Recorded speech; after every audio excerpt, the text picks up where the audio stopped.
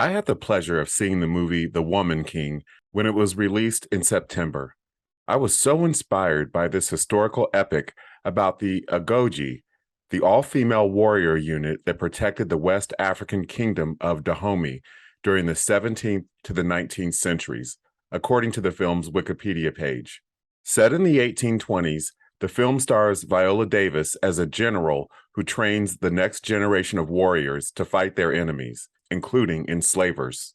The movie was directed by Gina Prince Bythewood and written by Dana Stevens, based on a story she wrote with actress Maria Bello. Seeing The Woman King on the big screen, these female warriors reminded me so much of the Black women wrestling pioneers that I had the privilege of chronicling in the documentary Lady Wrestler. Here are a few lessons I learned from The Woman King. There are women throughout history who have made enormous contributions and who have not been recognized, especially women of color and Black women in particular. Watching The Woman King, I couldn't help but make connections between these heroic African Agoji warriors from centuries ago and the brave African American female wrestlers who broke racial and gender boundaries in the 1950s. In a conversation about the movie during the Toronto Film Festival, director Gina Prince Bythewood and Viola Davis spoke about the amazing experience of making this movie and the struggle to get it made.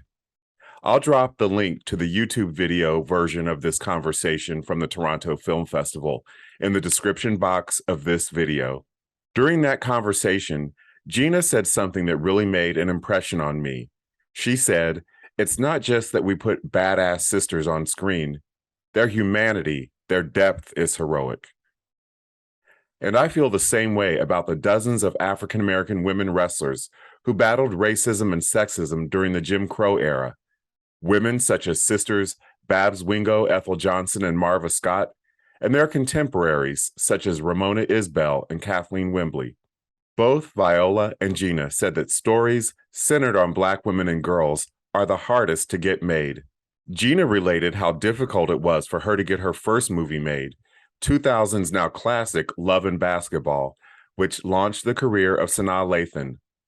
That movie was turned down by every Hollywood movie studio until Sundance invited Gina to develop her script at their screenplay lab. The unconventional love story caught the attention of Spike Lee, who produced it through his 40 Acres and a Mule company and brought it to the big screen. Viola shared the 6-year journey to get The Woman King made, co-producing the movie with her husband, Julius Tenen, and also having doors slammed in their face until Sony Pictures picked up the story. Much like the fearless warrior character she plays in the movie, Viola had to muster almost superhuman strength and determination to bring this important story to audiences around the world. "It's fight, fight, fight," Viola said. "There's so many internal scars from the fight. Sometimes your soul dies." Fortunately, both Viola and Gina dug deep into their souls and fought the good fight, seeing their vision for The Woman King to fruition.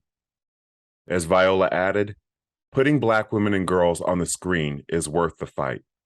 Well said. Hey there, I just posted a ton of content to my new Patreon platform. You can access it at patreon.com/Chris Bournet. Big shout out to my good friend, my lifelong buddy, Michael Lee, for making this content possible with his generous support through Patreon. Here's a preview. I think it's important not to take yourself too seriously in life. One of my favorite projects that I worked on in recent years was co-authoring with Raymond Lambert the book All Jokes Aside, about the story of the world-famous comedy club that he and his business partner, James Alexander, opened in Chicago. And it was a star factory for all kinds of comedians like D.L. Hughley and Dave Chappelle and Monique. So in that vein, in that spirit, here are some bloopers that I have made over the past couple of years while I was filming videos for my YouTube channel. So hope you enjoy these little slices of life when life took over, when I was trying to be all professional and serious. If you'd like to watch the full version of this video, consider becoming a member on Patreon. The link is in the description box. Thank you for watching.